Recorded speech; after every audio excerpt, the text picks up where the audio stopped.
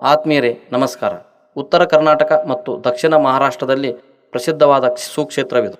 ಲಕ್ಷಾಂತರ ಭಕ್ತರ ಶ್ರದ್ಧಾಸ್ಥಾನವಾಗಿರುವ ನಿಡಸೋಸಿಯ ಶ್ರೀಮಠವು ಶ್ರೀ ದುರ್ದುಂಡೇಶ್ವರ ಯತಿವರ್ಯರ ತಪಭೂಮಿಯಾಗಿ ಲೀಲಾಭೂಮಿಯಾಗಿ ಇಂದಿಗೂ ಜಾಗೃತ ಮಹಿಮಾ ಸ್ಥಳವಾಗಿದೆ.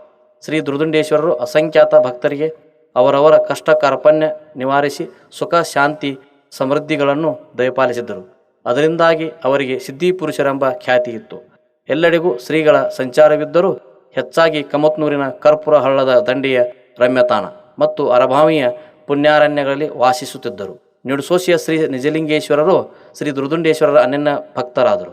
ಭಕ್ತನ ಕರುಣಾರ್ದ್ರ ಕರೆಗೆ ಹೋಗೊಟ್ಟು ಅರಭಾವಿ ಬಿಟ್ಟು ಶ್ರೀ ದುರ್ದುಂಡೇಶ್ವರರು ಪಾರ್ಥಿವ ದೇಹ ರೂಪದಿಂದ ಅರಭಾವಿಯಲ್ಲಿ ವಾಸಿಸಿದರೂ ಕೂಡ ಆತ್ಮರೂಪದಲ್ಲಿ ಸೂಕ್ಷ್ಮ ದೇಹ ರೂಪದಲ್ಲಿ ಬಿಲ್ವಪತ್ರಿ ವಿಭೂತಿ ರುದ್ರಾಕ್ಷಿ ರೂಪ ತಾಳಿ ನಿಡಸೋಸಿಯಲ್ಲಿ ಅವತರಿಸಿದರು. ಆ ದಿನವೆಂದರೆ ಸೋಮವಾರ 26 ಆಗಸ್ಟ್ 1765ರಂದು.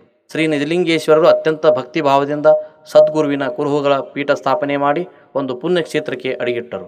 ಅಕಾಲಕ್ಕೆ ಕೊಲ್ಲಾಪುರದ ಛತ್ರಪತಿ ಮತ್ತು ಅವರ ಸರ್ದಾರರು ಪುಣೆಯ ಶ್ರೀಮಂತ ಪೇಶ್ವೆ ಮತ್ತು ಅವರ ಜಹಂಗೀರುದಾರರ ನಡುವೆ ತೀವ್ರ ಸಂಘರ್ಷ ನಡೆಯುತ್ತಲಿತ್ತು. ಛತ್ರಪತಿಗಳಿಗೂ ಅವರ ಸರ್ದಾರರು, ಪೇಶ್ವೆಯವರ ಜಹಂಗೀರ್ದಾರರು, ಒಂಟಮೂರಿ ಸಂಸ್ಥಾನದ ಸರ್ ದೇಸಾಯಿಯವರು ನಿಡಸೋಸಿಯ ಶ್ರೀ ದುರ್ದುಂಡೇಶ್ವರ ಪೀಠದ ದರ್ಶನ ಪಡೆದು ಪೀಠಸ್ಥ ಮಹಾಸ್ವಾಮಿಗಳ ಆಶೀರ್ವಾದ ಪಡೆದು ಕಷ್ಟಗಳನ್ನು ನಿವಾರಿಸಿಕೊಂಡು ಬಾಳತೊಡಗಿದರು.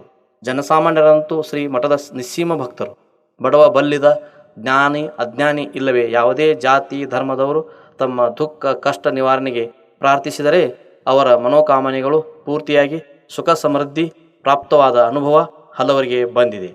ಆದ್ದರಿಂದಲೇ ಈ ಮಠವು ಸಿದ್ಧ ಸಂಸ್ಥಾನ ಮಠವೆಂದು ಪ್ರಸಿದ್ಧಿ ಪಡೆದಿದೆ. ಶ್ರೀಮಠವು ಗ್ರಾಮೀಣ ಪ್ರದೇಶದಲ್ಲಿ ಇದ್ದು ಮೊದಲಿಂದಲೂ ಕೃಷಿಯನ್ನಾಗಿ ಮುಖ್ಯವಾಗಿ ಮಾಡುತ್ತಾ ಬಂದಿದೆ. ಶ್ರೀಮಠಕ್ಕೆ ಅನೇಕ ಭಕ್ತರು ದಾನಿಗಳು ಕೃಷಿ ಯೋಗ್ಯ ಭೂಮಿಯನ್ನು ದಾನವಾಗಿ ನೀಡಿದ್ದಾರೆ.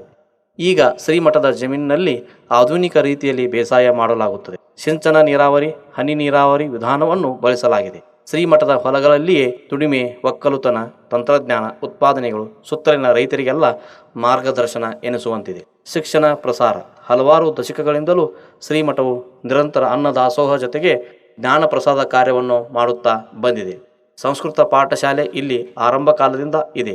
4ನೆಯ ಶ್ರೀ ನಿಜಲಿಂಗೇಶ್ವರ ಮಹಾಸ್ವಾಮಿಗಳು ಪ್ರತಿಭಾವಂತ ವಿದ್ಯಾರ್ಥಿಗಳಿಗೆ ಅನುಕೂಲವಾಗಲೆಂದು ಶಂಕೇಶ್ವರದಲ್ಲಿ ಶ್ರೀ ದುರ್ದುಂಡೇಶ್ವರ ವಿದ್ಯಾವರ್ಧಕ ಸಂಘ ಸ್ಥಾಪಿಸಿದರು. ಮೊದಲು ಶ್ರೀ ದುರ್ದುಂಡೇಶ್ವರ ಪ್ರೌಢಶಾಲೆ ಪ್ರಾರಂಭವಾಯಿತು. ಮಹಾದಾಸೋಹ ಪ್ರತಿ ವರ್ಷ ಭಾದ್ರಪದ ಮಾಸಗಳಲ್ಲಿ ಗಣೇಶ ಉತ್ಸವದ ಅಂಗವಾಗಿ ಮಹಾದಾಸೋಹ ಸಮಾರಂಭವು ಜರುಗುತ್ತದೆ. ಶ್ರೀ ಗಣೇಶ್ ಚತುರ್ಥಿಯ ನಂತರ ಬರುವ ಸೋಮವಾರ ಅಥವಾ ಗುರುವಾರದಂದು ದಾಸೋಹ ಮಹಾಪ್ರಸಾದ ಕಾರ್ಯಕ್ರಮವು ಜರುಗುತ್ತದೆ. ಕರ್ನಾಟಕ ಮಹಾರಾಷ್ಟ್ರಗಳ ಅಸಂಖ್ಯಾತ ಭಕ್ತರು ಜಾತ್ರೆಗೆ ಸೇರುತ್ತಾರೆ. ಅನ್ನೋ ದಾಸೋಹಕ್ಕಾಗಿ ಸುಮಾರು 40 ಚೀಲ ರವಾ, 30 ಚೀಲ ಅಕ್ಕಿ ಒಂದೇ ದಿನದಲ್ಲಿ ವಿನಿಯೋಗವಾಗುತ್ತದೆ. ಸುತ್ತಲಿನ ಗ್ರಾಮಗಳ ಜನರು ತಾವಾಗಿ ಎಲ್ಲ ಕಾರ್ಯಗಳನ್ನು ಭಕ್ತಿಯಿಂದ ನಿರ್ವಹಿಸುತ್ತಾರೆ. ಮರುದಿನ ನಡೆಯುವ ಜ್ಞಾನ ದಾಸೋಹದಲ್ಲಿ ಪ್ರಸಿದ್ಧ ಸಾಹಿತಿಗಳು, ವಿದ್ವಾಂಸರು ವಿಶೇಷ ಉಪನ್ಯಾಸ ನೀಡುತ್ತಾರೆ.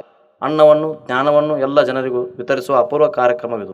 ಇದರ ಅಂಗವಾಗಿ ನಡೆಯುವ ಅನೇಕ ಉತ್ಸವಗಳು ಆಕರ್ಷಣೀಯವಾಗಿವೆ.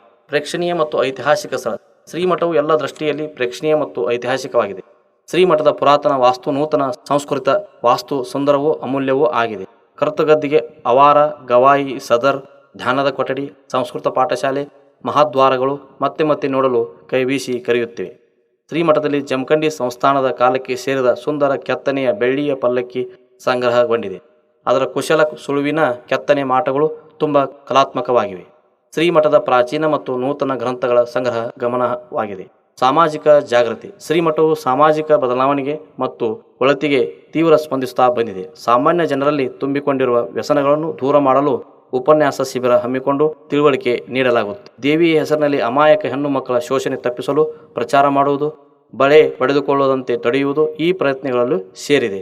ಯಲ್ಲಮ್ಮ ದೇವಿ ಹೆಸರಿನಲ್ಲಿ ಬಿಡುವ ಜಡೆಗಳನ್ನು ತೆಗೆದುಹಾಕಿ ಸ್ವಚ್ಛ ಜೀವನ ನೀಡಲು ಪ್ರೇರಣೆ ನೀಡಲಾಗಿದೆ.